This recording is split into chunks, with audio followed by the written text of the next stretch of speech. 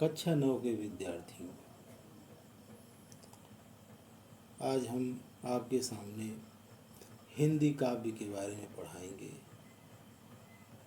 यह आपका एक तरह से चैप्टर 9 होगा। जो काव्य का सबसे पहला अध्याय है क्या है? कबीर। तो इस पाठ का शीर्षक है कबीर। कबीर के बारे में हम आपको बताएंगे, कबीर के दोहे में क्या है ये सब बताएंगे, उनकी व्याख्या करेंगे, इन सब के बारे में आपको बताएंगे। ध्यान से सुनिए। कबीर के जन्म के विषय में अनेक कहावत प्रचलित हैं, मतलब कोई निश्चित प्रमाण उपलब्ध नहीं है, लेकिन फिर भी विद्वानों के अनुसार 1398 में काशी में उनका जन्म हुआ और सन 1518 के आसपास मगहर में उनकी मृत्यु मानी जाती है। कबीर पढ़े लिखे नहीं थे, उन्होंने विधिवत शिक्षा नहीं पाई थी। सत्संग, पर्यटन, अनुभव के आधार पर उन्होंने ज्ञान प्राप्त किया। वह एक तरह से निर्गुण संत परंपरा के अनुसार सिद्धांत को मानते थे, मतलब एक तरह से निर्गुण काव्य धारा के वो कवि थे। वो निर्गुण ब्रह्म की उपासना करते थे, सगुण को नहीं मानते थे। उनकी रचनाएं मुख्यतः कबीर ग्रंथावली से ली गई हैं। एक तरह से कबीर पढ़े लिखे नहीं थे। कबीर के मुंह से जो कविताएं निकलती थीं, उनके जो शिष्य होते थे उनकी कविताएं लिख लेते थे। कुछ रचनाएं इनकी गुरु ग्रंथ साहब में भी मिलती हैं। कबीर पंथ में उनकी रचनाओं का संग्रह बीजक ही प्रमाणिक रूप से माना जाता है। कबीर अत्यंत उदार थे। उनको जातिवाद, भेदभाव, ऊंच नीच ये सब नहीं पसंद था। वो समाज को एक तरह से एकता का सूत्र में बांधने का प्रयास किया। राम और रहीम की एकता को विश्वास दिला करके समाज में एकता लाने का प्रयास किया। जो तमाम तरह के पाखंड, भेदभाव, कर्मकांड, इन सब चीज़ों का उन्होंने कठोर ढंग से खंडन किया। हिंदू मुसलमान के प्रति जो भेदभाव था वो भी दूर करने का इन्होंने प्रयास किया। इस तरह से कबीरदास जी को जो एक सच्चा संत कहा जाता है, क्योंकि इन्होंने हमेशा ही समाज की बुराइयों को दूर करने का प्रयास किया। अब आप लोग ध्यान से इनके जो दोहे हैं, अर्थात जो उनकी साखी है जो है, उसके बारे में जानेंगे, समझेंगे। अभी हम इसके बारे में आपको बता रहे हैं। कबीर की साखियाँ, कबीर की साखियाँ हैं, इनके बारे में व्याख्या करने चल रहा हूँ। अब आप लोग ध्यान से सुनिए, इसको समझिए। मान सरोवर सुहर जल हंसा केल कराए, मतलब मान सरोवर का जो झील है पूर्ण रूप से जल से भरा हुआ है। हंसा केल कराए, मतलब जो हंस है इसमें क्रीड़ा करता है, पूर्ण रूप से अपने जीवन के आनंद को उठाता है।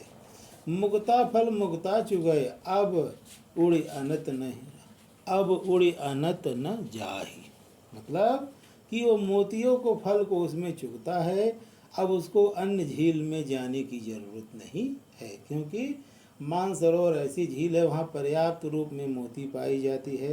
हंस क्या होते हैं, मोती को चुगते हैं, उसको इतना अधिक मात्रा में मोती वहाँ मिल जाता है, इतना सुखमय जीवन है वहाँ, इतना क्रीड़ा करता है, उसको अब अन्य झील में जाने की जरूरत नहीं है। देखिए कबीरदास जी का संकेत दूसरे तरफ है जो है। कबीरदास जी का कहना है कि इसी तरह से जब आत्मा और परमात्मा का मिलन हो जाता है तो उसको संसार में आने की ज़रूरत नहीं होता है। मतलब जब किसी को ईश्वर की भक्ति प्राप्त हो जाती है, ईश्वर को प्राप्त हो जाता है, तो उसके जीवन में इतना आनंद आ जाता है, उसको सांसारिक आनंद की ज़रूरत नहीं पड़ती है। एक तरह से पूर्ण रूप आनंद में व्याप्त हो जाता है और इस संसार में दोबारा आने की उसको ज़रूरत नहीं पड़ती है। अब आइए दूसरे साखी में, आइए ध्यान से। नंबर 2 साखी में, प्रेमी ढूंढत मैं फिरऊं, प्रेमी मिले न कोई, मतलब कबीरदास जी कहते हैं मैं प्रेमी व्यक्ति को ढूंढ रहा हूँ, मतलब मैं संसार में प्रेमी व्यक्ति को ढूंढा और प्रेमी व्यक्ति मुझे कोई नहीं मिला, कहीं भी दिखाई नहीं दिया। दूसरे पक्ष में क्या हुआ कि मैं अच्छे व्यक्ति मतलब एक ज्ञानी व्यक्ति को ढूंढता फिरा, लेकिन मुझे कोई ज्ञानी व्यक्ति नहीं मिला। प्रेमी को प्रेमी मिले सब विष अमृत होए। कबीरदास जी कहना है, यदि एक प्रेमी व्यक्ति को प्रेमी मिल जाए तो जो विष होता है अमृत में बदल जाता है, मतलब सब कुछ नष्ट होकर के अमृत में बदल। उसी तरह से जब दो ज्ञानी व्यक्ति आपस में मिल जाते हैं तो सारे अज्ञान नष्ट होकर के ज्ञान में बदल जाते हैं, अर्थात सारी जो बुराइयां हैं अच्छाइयों में बदल जाती हैं। फिर ध्यान तीसरे नंबर पे आइए, तीसरा देखिए साखी नंबर, हस्ती चढ़िए ज्ञान को सहज दुलीचा डार। देखिए हस्ती चढ़िए ज्ञान को मतलब क्या है, जो है हाथी के बराबर, मतलब हाथी क्या होती है, ऊंचाई अधिक होता है, शरीर भी बड़ा होता है। उसी तरह से कबीरदास जी के संदेश है कि हे मनुष्य, मतलब हमें ढेर सारा ज्ञान प्राप्त करना चाहिए, क्योंकि ज्ञान ही जो होता है हमको एक अच्छा रास्ता दिखाता है, अच्छा मार्गदर्शन करता है। सहज दुलीचा डार मतलब एक आसनी बिछा करके हमको हृदय से ईश्वर का ध्यान करना चाहिए।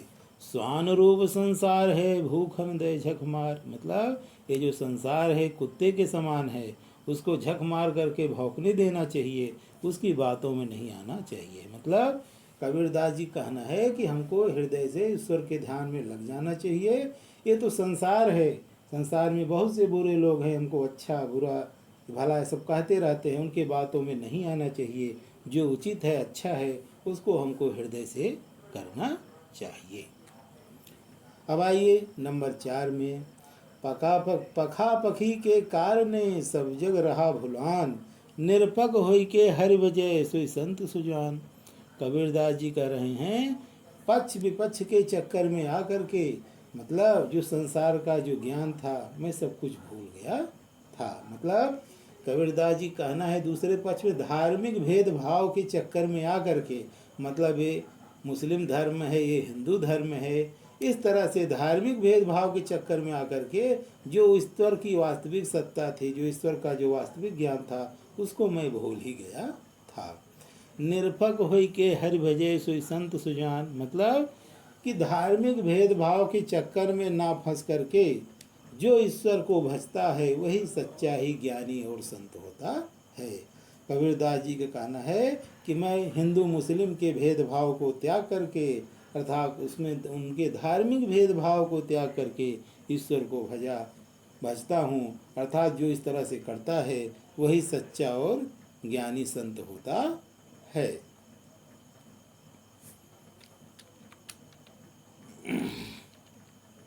अब आप आगे आइए,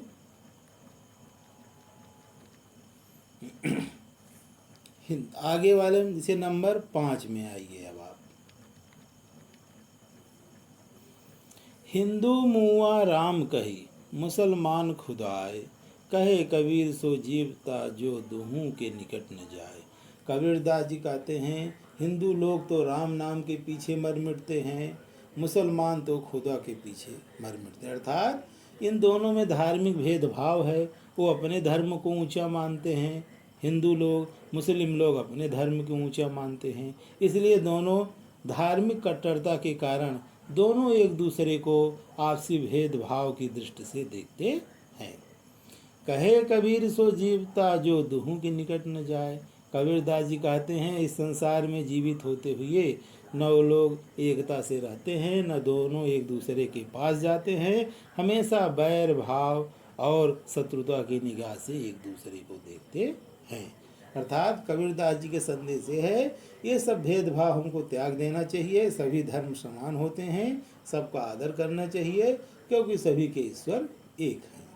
क्योंकि जैसे हिंदू शरीर धारण करते हैं वैसे मुसलमान भी, तो हमारे ईश्वर कहाँ से अलग हो जाएंगे, हमारे ईश्वर एक ही हैं, हम अलग अलग अपना अलग अलग नाम पर ईश्वर बना लिए हैं। काबा फिर काशी भया राम है भया रहीम। कबीरदास जी कहते हैं कि मैंने मतलब चारों तरफ मुस्लिम तीर्थ पर गया, चारों तरफ मैं हिंदू तीर्थ पर भी गया, राम है भया रहीम, मतलब राम और रहीम के महत्व के बारे में भली भांति जान गया, मतलब उनकी महिमा क्या है, अर्थात दोनों में कोई भेदभाव नहीं है, दोनों एक ही हैं। मोट चून मैदा भया जिस तरह से एक मोटा आटा मैदे का रूप धारण कर लेता है। बैठ कबीरा जी, मतलब इसमें दोनों चीज़ का आनंद लूँगा, चाहे राम हो रहीम हो, दोनों ही मेरे लिए समान हैं, दोनों ही मेरे लिए वही ही ईश्वर हैं, केवल नाम अलग अलग हैं। इसलिए मैं दोनों सत्ता का आनंद लूँगा, एक समान समझूंगा और एक ईश्वर का ध्यान करूँगा। ऊंचे कुल का जन्मिया जे करनी ऊंच न होय, सुवर्ण कलश सुरा भरया साधु निंदा सोय। कबीरदास जी कहते हैं ऊंचे कुल में जन्म लेने से कुछ नहीं होता है। यदि हमारा कर्म ऊंचा नहीं है, आचरण अच्छा नहीं है, तो हम अच्छे नहीं कहे जाएंगे। भले ही ऊंचे कुल में हो, यदि हमारे आचरण गंदे हैं तो हम ऊंचे नहीं कहे जाएंगे। यदि हम चाहे नीच ही कुल में क्यों न जन्म लें, यदि हमारे आचरण अच्छे हैं तो हमेशा अच्छे ही कहे जाएंगे। सुवर्ण कलश सुरा भरा साधु निंदा सोए, मतलब कि जिस तरह से सोने के कलश में यदि मदिरा भरा हुआ होता है, शराब भरी हुई होती है, तो सज्जनों के लिए वो निंदा का पात्र बन जाता है। चाहे सोने के ही पात्र में क्यों न रखा गया हो, लेकिन जब उसमें शराब भरा होगा, जो सज्जन लोग होंगे उसको घृणा और निंदा की दृष्टि से देखेंगे। अब आप लोग फिर से एक बार ध्यान से देखिए। अब हम इसकी व्याख्या आप लोगों के सामने कर रहे हैं, उसको ध्यान से समझिए।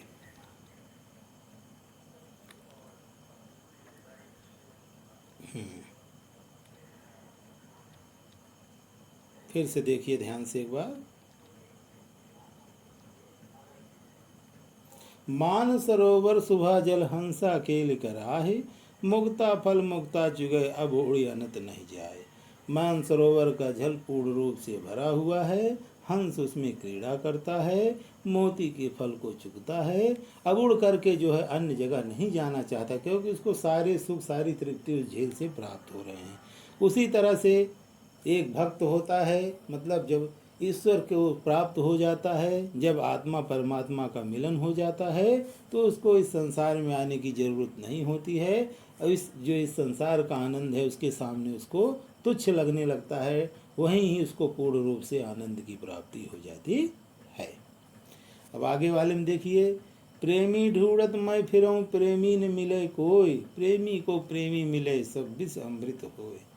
कबीरदास जी कह रहे हैं मैं चारों तरफ प्रेमी व्यक्ति को ढूंढा, मुझे कोई भी प्रेमी व्यक्ति नहीं मिला। दूसरे पक्ष में मैं ज्ञानी व्यक्ति को ढूंढा, मुझे कोई भी ज्ञानी व्यक्ति नहीं मिला।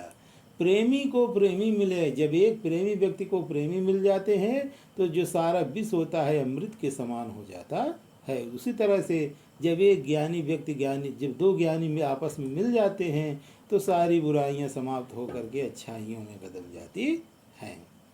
हस्ती चढ़िए ज्ञान को सहज दुलीचा डार, स्वान रूप संसार है भूखन दे झकमार। कबीरदास जी कहते हैं कि हे मनुष्यों, तुम ढेर सारा ज्ञान प्राप्त करो, सहज दुलीचा डार, मतलब एक साधारण आसनी बिछा करके सच्चे मन से ईश्वर का ध्यान कीजिए। स्वान रूप संसार है, ये जो सारी पृथ्वी है, मतलब पृथ्वी के जो लोग हैं एक तरह से कुत्ते के समान हैं, उनको भौंकने देना चाहिए, अर्थात उनके बातों में नहीं आना चाहिए। हमको सच्चे मन से ईश्वर का ध्यान करना चाहिए। पखा पखी के कारणे सब जग रहा भुलान, निरपक होई के हर बजे सोई संत सुजान। पक्ष विपक्ष धार्मिक भेदभाव के चक्कर में आकर के मैं सारे संसार के ज्ञान को भूल गया। निष्पक्ष होकर के, मतलब धार्मिक भेदभाव को त्याग करके जो एक ईश्वर को भजता है, ध्याता है, वही ही सच्चा संत होता है। हिंदू मुआ राम कहे मुसलमान खुदाए, हिंदू लोग राम नाम के पीछे मरते हैं, मुसलमान खुदा के पीछे।